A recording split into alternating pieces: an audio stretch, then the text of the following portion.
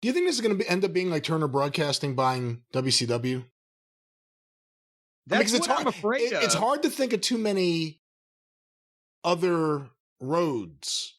And let's be honest, as we're talking about the sale of WWE and the state of AEW, and they've had a couple of good dynamites, there is a chance that in the future we'll look back at this as the beginning of the conversation about the death of professional wrestling.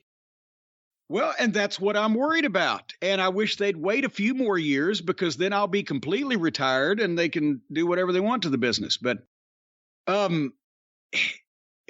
Turner Broadcasting bought WCW for many of the same reasons a conglomerate would buy the WWE today, only the reasons have magnified. Back then, it was one of their highest rated programs, if not their highest rated. They wanted all the content. They wanted to keep it on their station. And they were seeing the touring business that was healthy and thinking, well, healthy for the time. If we're behind it, it'll get much bigger than this. And so they saw an opportunity to have their biggest programming and in-house and make money with it and blah, blah, blah. Problem became they didn't know anything about wrestling when they were confronted with one of those wrestling things where you say, well, you can't do that. You do it like that. Well, why? And they didn't get it. And they ran off the talent and they fucking ran off the fans. And a year after they bought it, the houses were 25% of what they had been. And the TV ratings were down because the talent was disgruntled and everything was sideways because they had all the money, but they couldn't call the main shots. That needs somebody with wrestling experience. And so, yes, Triple H and Stephanie are still there and hopefully would be there.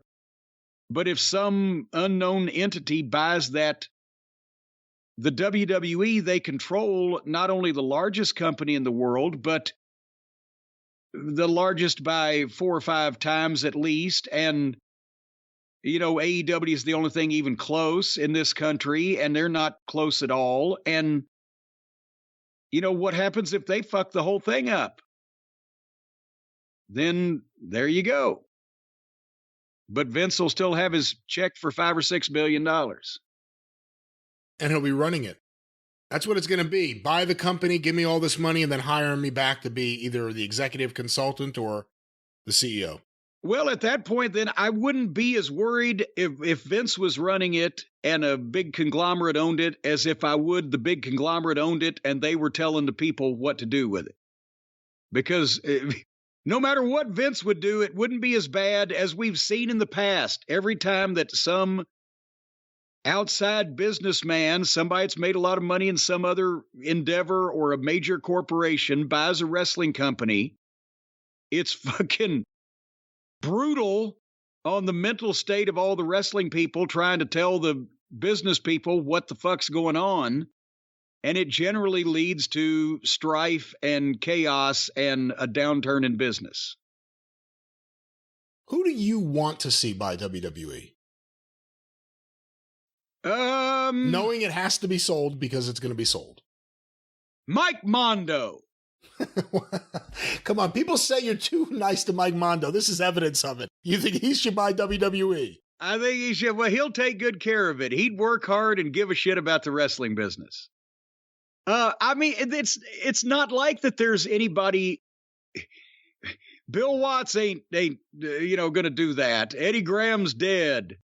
Most of the great wrestling minds are gone. I don't give a fuck. One major conglomerate not in the wrestling business would be just as likely to fuck something up in the wrestling business as any other one. So if you're talking about an outside wrestling entity, which is the only type of organization that's going to have that kind of money, I can't think that why anyone would be worse than the other unless you just found a really stupid person in charge of that business. But